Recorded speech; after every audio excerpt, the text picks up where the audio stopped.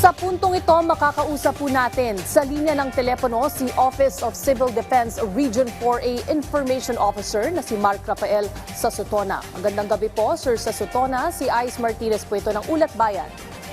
Magandang gabi rin po, Ma'am Alice, at sa lahat po ng tagapakinig po dito sa Ulat ng Bayan.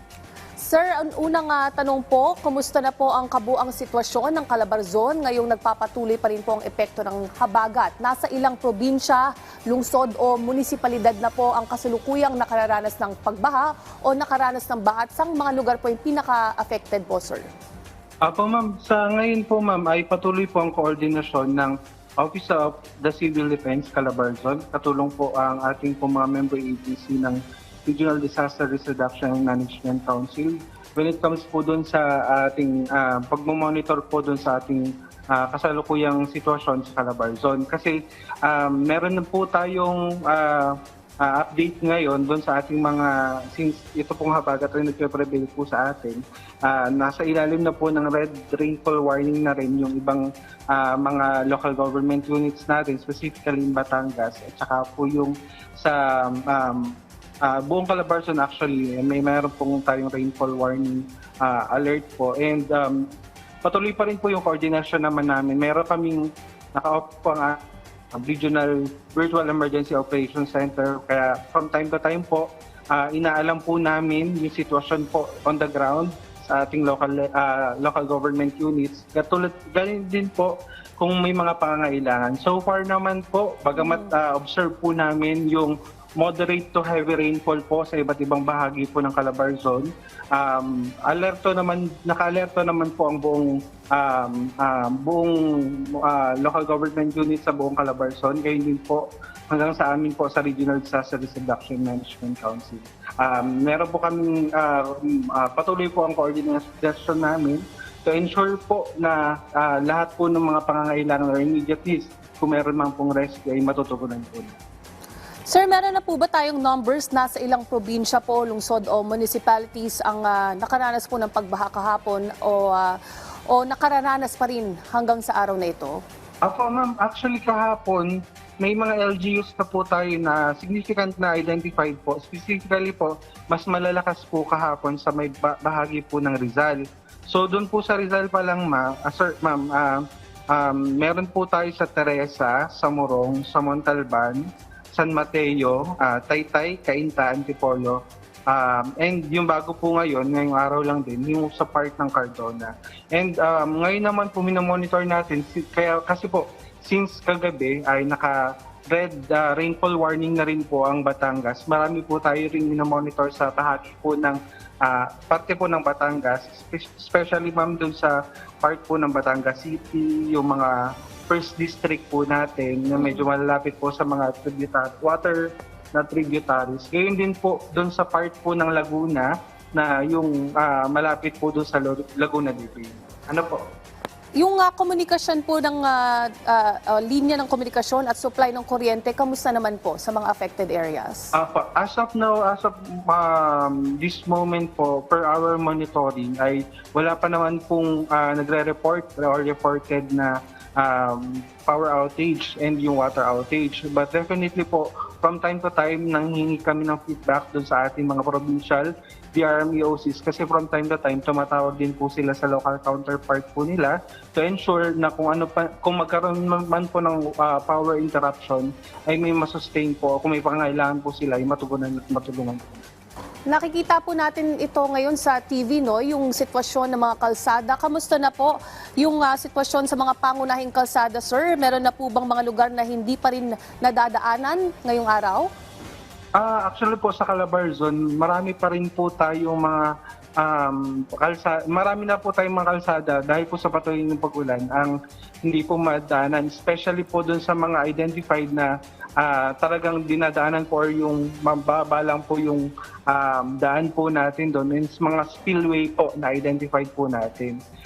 Kami po ay naka-monitor din po from time to time na doon sa mga LGUs. Actually, dumami na po ito, galing pa akong duty kagabi. So dumami na po yung monitor namin sa part ng Batangas, Laguna, and dadagdagan yung sa part po ng Rizal. And ngayon po meron na rin po sa Cavite. Okay, sir, ano naman po yung mga tulong na naipaabot ng inyong ahensya para sa mga apektadong residente?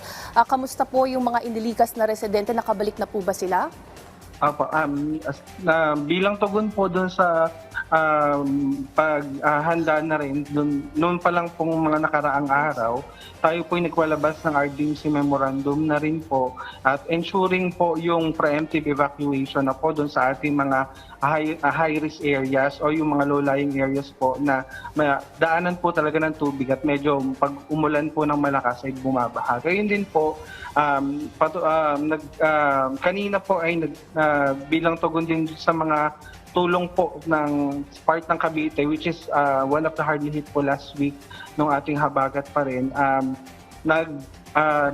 Padala po kami through the Office of the Congresswoman po ng 8th District sa mga 8 district po ng LGU sa Cavite, bukod lang po sa Tagaytay, nakapagpadala po tayo ng 700 na hygiene kits na po para po magamit na po ng ating mga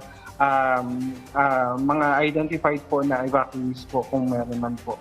Or kung ano po, in preparation din po, to sustain po yung mga pangangailangan po nila. Kasi hindi po baka po magtagal pa rin ng ilang araw pa based po sa pag-asa. Lalo ngayon, may namuuna pong bagyo at pumasok na po sa ating Philippine Area of Responsibility. Yes. Oo. Sir, as of this moment po at may forecast po tayo na patuloy pa rin makararanas ng mga pag-ulan, meron na pa po bang binabahang area dyan sa rehiyon, Calabarzon? Opo, identified naman po yung normally na binabaha po natin ng mga lugar and yung mga interventions po na ginagawa po ng aming ahensya, katulong po ang mga member agencies po ay from time to time talaga po ay ini-enhance po namin yung monitoring po namin to ensure po na kung may mga pangailangan, specifically kung medyo mas lumakas po or mas mag-heighten pa, ay lalo na yung part na support po ng search and rescue ay magawan po namin. Kasi bilang kami po nag-duty rin po sa Emergency Operations Center ng RDRMC, monitor po namin kung may mga naghahingi po ng assistance or support and yung nagpaparescue, kino-coordinate po namin agad pag nakakatanggap nito. Sir, ano pong mensahe ninyo sa mga residenteng nasa flood-prone at landslide-prone areas na hanggang ngayon ay posibleng nakararanas pa nga rin na malalakas na ulan? Opo, ang akin pong mensahe po, katuwang po ang Office of Civil Defense at Regional Disaster Risk Reduction Management Council Calabarzon, sama-sama po tayong maging handa sa banta po ng malalakas na pag-ulan at ngayon po may bagyo na rin na pumasok na po sa Philippine Area of Responsibility. Manatili po tayong nakatutok doon sa ating mga warning agencies through our social media pages. Pwede rin po yung atin pong other forms or means of communication na mas madali nyo po makakuha po yung ating mga impormasyon. Especially po kung tayo po ay nasa high-risk areas or low-lying areas, alam po dapat natin kung kailan tayo dapat nang lumikas. Huwag na po natin hintayin na tumaas pa po yung tubig at kung kinakailangan po, mas maigi na po yung prevent natin. Kung kinakailangan kayo po mag-evacuate na agad, huwag na po natin hintayin na magpa-rescue pa kasi yung ating mga responders din po yan po ay sumusuong din po sa hirap. Gayun din po,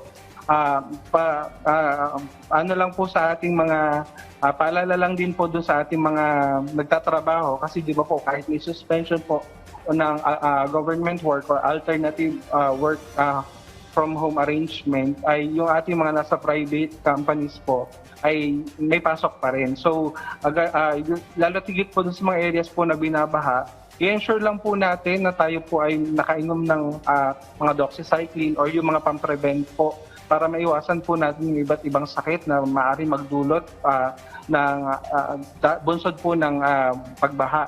And gayon din po, since tayo po ay nasa na po ngayon na nakamonitor din, i-ensure lang po natin na tayo po ay maging alerto kung kinakailangan po na mag-disseminate ng tamang impormasyon.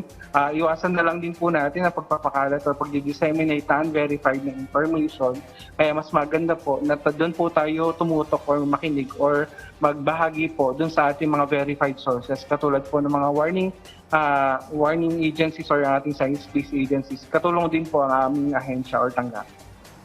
Alright, maraming salamat po OCD Region 4A Information Officer Mark Rafael Sosutana at mag-iingat po kayo dyan.